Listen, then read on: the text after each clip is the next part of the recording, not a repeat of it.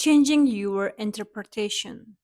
The sight of a slaughterhouse may trigger a negative emotion in you, whereas it may be positive for the business owner and natural for the machine operator. It all depends on how you are conditioned. Swami a million thoughts.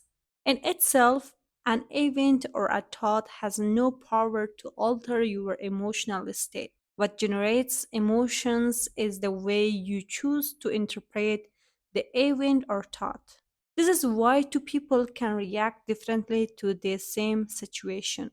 One will see a problem and blame external circumstances, while the other will see an opportunity to be embarrassed.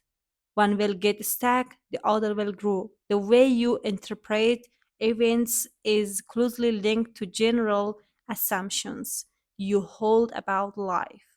As such, it is essential we first delve into the underlying assumptions that lead to these interpretations. Exploring your assumptions. To enter a given emotional state, you made certain assumptions regarding how things should be. These assumptions constitute your subjective reality because you are convinced they are true. You don't question them. Below are some examples of assumptions you may have. Problems should be avoided. This is a problem. I should be healthy. I will live at least until I am 70. I must get married. Complaining is normal. There is nothing wrong with dwelling on the past. I need to worry about the future and or I can't be happy unless or until insert your answers here. Now, let's look at each one of these assumptions. Problems should be avoided. Many people want to get rid of their problems, but what if you can't, and what if you don't need to? For sure, some people have better problems than others, but everybody has problems. What if the assumption that you shouldn't have any problems is wrong? What if you need to learn how to dance in the rain and make the most of your problems? What if problems are just challenges to be overcome and part of life? This is a problem. What if this thing you label as a problem is actually not a problem? What if it does not matter as much as you think? What if it's an opportunity in disguise? And how could you make it so? I should be healthy. We tend to take our health for granted, but we cannot guarantee we won't get sick tomorrow. What if your health is a blessing and not necessarily the default position? Wouldn't that make you think of your health in a different way? I will live at least until I'm 70.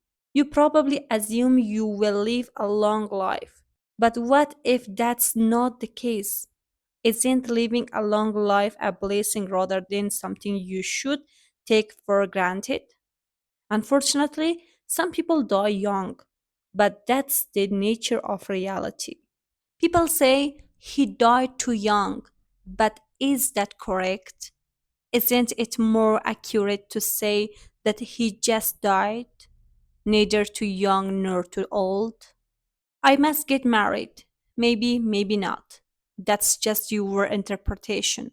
Shoots are generally things society or your parents expect you to do, but it doesn't mean it has to be that way. These are often cultural norms or conditioned behaviors. Complaining is normal. Most complaining is a play of the ego and is not constructive.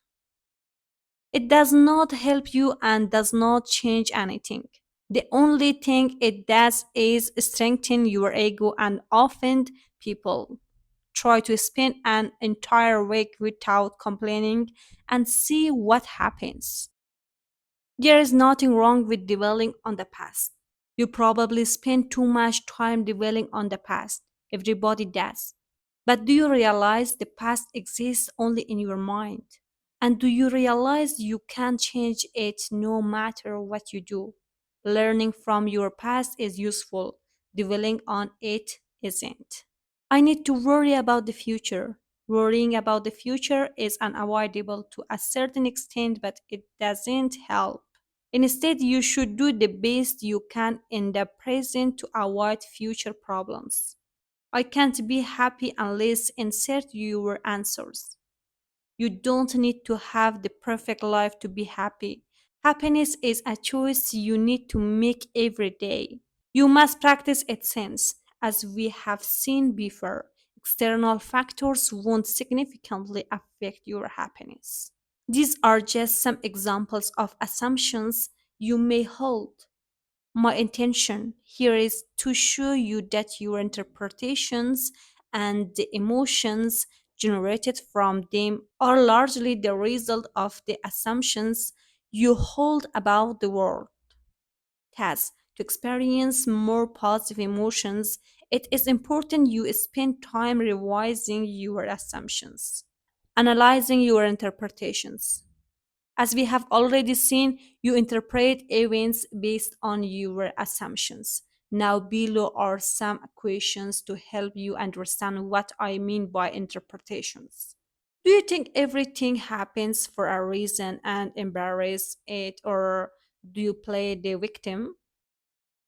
Do you believe temporary setbacks are just milestones that will lead you to succeed, or do you give up when you encounter your first major setback? Do you try to change things that cannot be changed, or do you accept them? Do you believe you are here for a reason, or do you wander through life without any clear purpose? Do you believe problems are bad and should be avoided, or do you believe they are a necessary part of life? Remember, what differentiates people who live a happy life from people who are miserable is often how they choose to interpret their lives. Action step: write down interpretations of your emotions using the workbook. Section 3: how to change your emotions. Changing your story. Write down one or two emotional issues you currently have. Ask yourself, if I could get rid of some emotions, losing which ones would have the most positive impact on my life? Your interpretation of these issues: ask yourself, what would I need to believe for my story to be true? New empowering interpretations that will help you deal with these issues. Ask yourself, what do I need to believe to avoid experiencing these negative emotions?